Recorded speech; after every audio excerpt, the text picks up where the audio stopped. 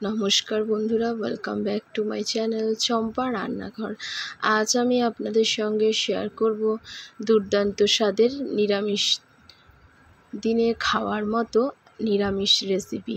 তাহলে চলুন বন্ধুরা দেখে নিই এই নিরামিষ রেসিপিটি আমি কিভাবে বানিয়েছি। আজ সেই রেসিপি আমি আপনাদের সঙ্গে শেয়ার করব। এটা খেতে যতটা সুস্বাদু আর ততটাই টেস্টি লাগে। নিরামিষ দিনে এটা দিয়ে এক থালা ভাত অনায়াসে খাওয়া যাবে। রেসিপিটি বানানোর জন্য প্রথমে একটা স্টাফিং বানিয়ে নেব। তার জন্য একটা কড়া বসিয়ে নিয়েছি আর কড়ার মধ্যে দিয়ে দিয়েছি 2 চামচ মতো সরষের তেল। সরিষার তেল দিয়েই রান্নাটা করতে হবে বন্ধুরা। দিয়ে দিচ্ছি জিরা ফোড়ন। জিরাটাকে একটু নাড়াচাড়া করে দিয়ে দিচ্ছি কিছুটা আদা আর কাঁচা লঙ্কা কুচি, আর দিয়ে দিয়েছি টমেটো কুচি। এবার খুব ভালো করে টমেটো, আদা, কাঁচা লঙ্কাটাকে তেলের মধ্যে একটু ভাজা ভাজা করে নিতে হবে, যাতে আদার কাঁচা গন্ধটা চলে যায়। এখন এর মধ্যে দিয়ে দেবো একটু পরিমাণ মতো লবণ, দিয়ে একটু নাড়াচাড়া করে নেব।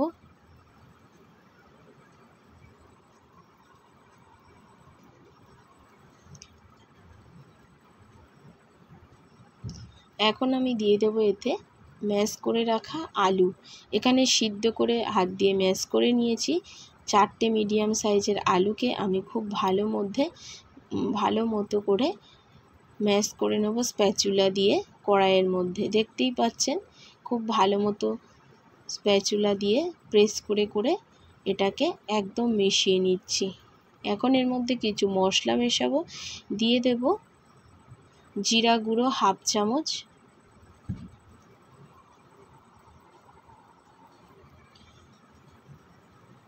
দিয়ে দেব ধনে গুঁড়ো 1/2 চামচ, দিয়ে দেব কাশ্মীরি লঙ্কার গুঁড়ো,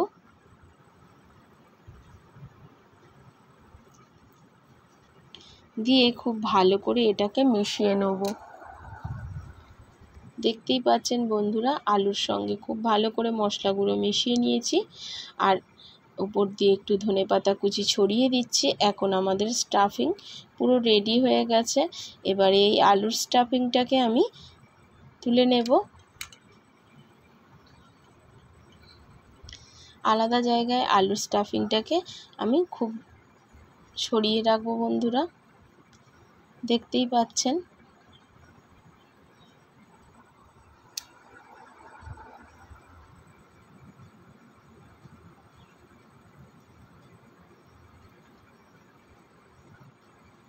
এবার একটা থালা নিয়ে নিয়েছি, আর থালার মধ্যে কিছুটা নর্মাল জল নিয়ে নিয়েছি। এখন কিছু নিয়ে নিচ্ছি পাঁপড়। এখানে আমি মশলা পাঁপড় ইউজ করেছি।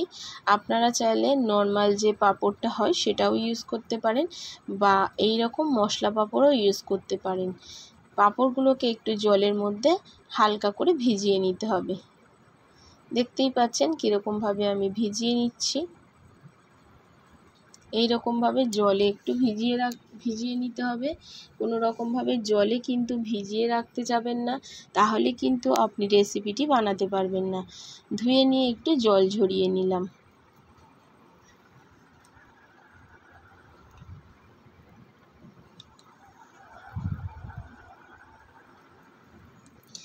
এবারে দেখুন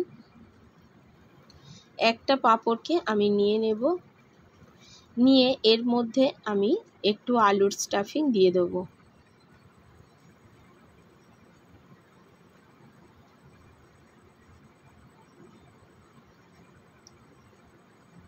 একটু সমান চৌকো করে এখানে আলুর স্টাফিংটা আমি পাঁপড়ের মধ্যে ভরে নিলাম। এখন দুপাশটা ঠিক এইরকমভাবে আমি মুড়ে দেব, আর এই দুপাশে খুব ভালো করে জল লাগিয়ে নেব যাতে খুলে না যায়, আর একটু হাত দিয়ে চেপে চেপে এটাকে চারপাশটা আটকে দিতে হবে। এই দু সাইডটা আর এই দু মুখটা খুব ভালো করে এই রকমভাবে আটকে দিতে হবে। দেখতেই পাচ্ছেন বন্ধুরা কেমনভাবে আমি এটাকে আটকে নিলাম।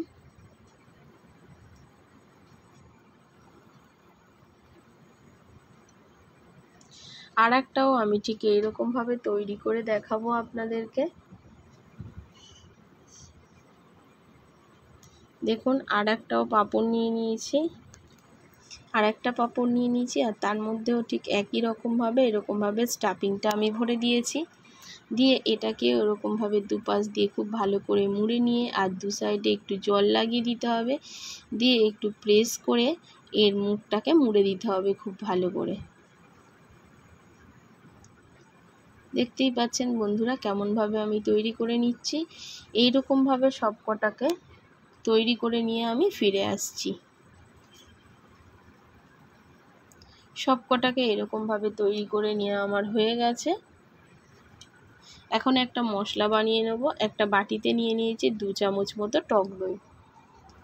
এখানে আপনাদের কাছে টক দইটা যদি থাকে দেবেন, নাহলে স্কিপ করবেন। দিয়ে দেব 1/2 চামচ জিরে গুঁড়ো, 1/2 চামচ ধনিয়া গুঁড়ো, 1/2 চামচ হলুদ গুঁড়ো, আর 1 চামচ কাশ্মীরি লঙ্কার গুঁড়ো, আর দিয়ে দেবো এখানে লাল লঙ্কার গুঁড়ো। এবার সমস্ত মশলাগুলোকে খুব ভালো করে দইয়ের সঙ্গে আমি মিশিয়ে নেব বন্ধুরা। দেখতেই পাচ্ছেন এখানে নিয়ে নিয়েছি সমস্ত মশলাগুলো, শুকনো মশলাগুলো। এবার দিয়ে দিচ্ছি পরিমাণ মতো লবণ আর একটু চিনি। সমস্ত কিছুকে একসাথে আমি একটু জল দিয়ে এর একটা মিশ্রণ তৈরি করে এটাকে সরিয়ে রাখবো। যেহেতু টক দইটা আমি অল্পই দিয়েছি, কারণ আমি এখানে টমেটো ব্যবহার করব। তো প্রতিদিনের মতো আজকের ভিডিও যদি আপনাদের ভালো লেগে থাকে তাহলে অবশ্যই লাইক করবেন, শেয়ার করবেন আর কমেন্ট করবেন বন্ধুরা। প্লিজ বন্ধুরা, একটা ভিডিও বানাতে গেলে কিন্তু খুবই কষ্ট হয়। আশা করছি আমার আজকের ভিডিও যারা নিরামিষ খান নিরামিষ দিনে তাদের খুবই পছন্দ হবে আজকের ভিডিওটি। দেখুন বন্ধুরা খুব ভালো করে মশলাগুলোকে আমি জল দিয়ে মিশিয়ে রাখলাম। লবণ আর চিনিটা কিন্তু আমি একসাথে ব্যবহার করে দিয়েছি, আলাদাভাবে গ্রেভির মধ্যে আমি আর লবণ চিনিটা কিন্তু ব্যবহার করব না। দেখতেই পেলেন। এবারে দেখুন বন্ধুরা আমি কড়া বসিয়ে নেব। কড়ার মধ্যে দিয়ে দিচ্ছি একটু পর্যাপ্ত পরিমাণে তেল। খুব বেশি তেল যে দিতে হবে তা নয় কিন্তু বন্ধুরা, অল্প তেলেই কিন্তু এই পাঁপড়গুলোকে ভেজে নিলেই হয়ে যাবে। এবার একটা পাঁপড় দেবো, এপিট ওপিট করে উল্টে পাল্টে একটু ভেজে নেব। দেখতেই পাচ্ছেন একটু উপর দিয়ে তেল দিয়ে প্রথমে এক পিঠটা ভেজে নিয়ে তারপরে আরেক পিঠে একটু তেল দিয়ে এইরকমভাবে ফ্রাই করে নিতে হবে। সমস্ত পাঁপড়গুলোকে ঠিক এইভাবেই কিন্তু আমি ভেজে নিয়ে চলে আসব। দেখতেই পাচ্ছেন কেমনভাবে আমি ভেজে নিচ্ছি, আশা করছি বুঝতে পারছেন। দেখুন উল্টে পাল্টে এইরকমভাবে পাঁপড়গুলোকে ভেজে নিচ্ছি। অবশ্যই বন্ধুরা আমার রিকোয়েস্টে একবার বাড়িতে এইভাবে পাঁপড়ের তরকারিটা বানিয়ে খেয়ে দেখবেন। সমস্ত পাঁপড়গুলো আমার ভাজা হয়ে গেছে। এখন কড়াইতে তেল দিয়ে, আর যে তেল ছিল তার মধ্যে একটা দিয়ে দিয়েছি তেজপাতা দিয়ে দিচ্ছি সাদা জিরে ফোড়ন। আপনারা চাইলে এখানে কালো জিরেটা অ্যাড করতে পারেন, কিন্তু আমি এখানে গোটা জিরেটা অ্যাড করে দিলাম। দিয়ে দিলাম কিছুটা গোটা গরম মশলার গুঁড়ো, গোটা গরম মশলা ফোড়নে দিয়ে দিচ্ছি কিছুটা গ্রেট করে রাখা আদা। একটু নাড়াচাড়া করে এটাকে একটু ভাজা ভাজা করে নেব। এখন আমি এর মধ্যে দিয়ে দিচ্ছি কিছুটা টমেটো কুচির সঙ্গেও কিন্তু খুব ভালো করে আদাটাকে মিশিয়ে ভেজে নিলাম। নিয়ে এখন এর মধ্যে যে মশলাটা আগে থেকে বানিয়ে রেখেছিলাম সেই মশলাটা দিয়ে খুব ভালো করে মশলাটাকে কষিয়ে নিতে হবে বন্ধুরা। মশলার বাটি ধোয়া জলটা একটুখানি দেব, দিয়ে খুব ভালো করে এই মশলাটাকে আরও একটু কষিয়ে নেব। সমস্ত মশলাটাকে কিন্তু ঠিক এইরকমভাবে কষিয়ে নিতে হবে বন্ধুরা। দেখতেই পাচ্ছেন আমি যেভাবে কষিয়ে নিচ্ছি, যতক্ষণ না তেল ছাড়ে ততক্ষণ পর্যন্ত। এখন দেখুন খুব ভালো করে এই যে মশলাটাকে কষিয়ে নিয়ে দেখুন বন্ধুরা খুব ভালো করে এটাকে কষিয়ে নিয়েছি মশলাটাকে।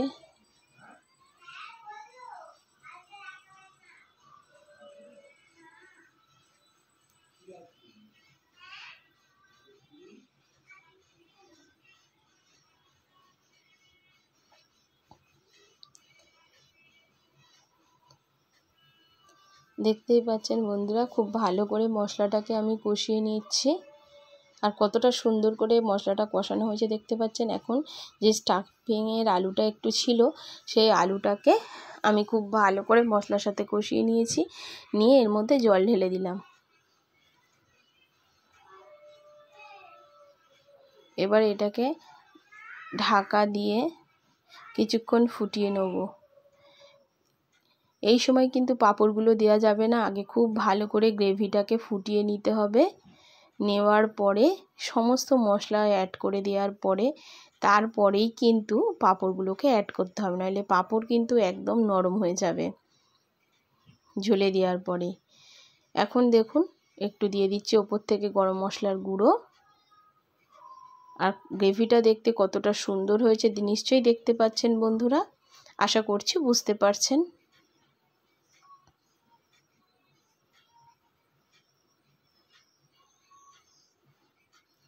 এখন গ্যাসের ফ্লেমটাকে অফ করে দেব, দিয়ে এর মধ্যে পাঁপড়গুলোকে দিয়ে দেবো।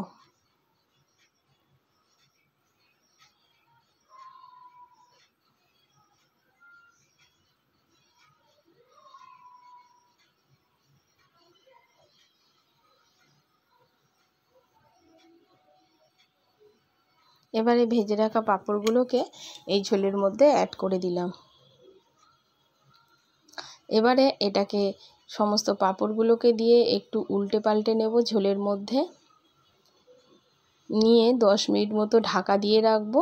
10 মিনিট পরে দেখাবো বন্ধুরা আজকের আমার এই নিরামিষ পাঁপড়ের তরকারিটা কেমন হলো। আশা করি আমার আজকের এই নিরামিষ পাঁপড়ের তরকারি আপনাদের ভালো লেগেছে। উপর দিয়ে একটু ধনেপাতা কুচি ছড়িয়ে দিলাম, আর সার্ভ করার জন্যে এখন আমার তরকারি রেডি। আজ এই পর্যন্ত বন্ধুরা, আবারও দেখা হয়ে যাবে অন্য কোনো নতুন রেসিপির সঙ্গে। এতক্ষণ ভিডিওটির সঙ্গে থাকার জন্য অসংখ্য ধন্যবাদ। সুস্থ থাকবেন আর ভালো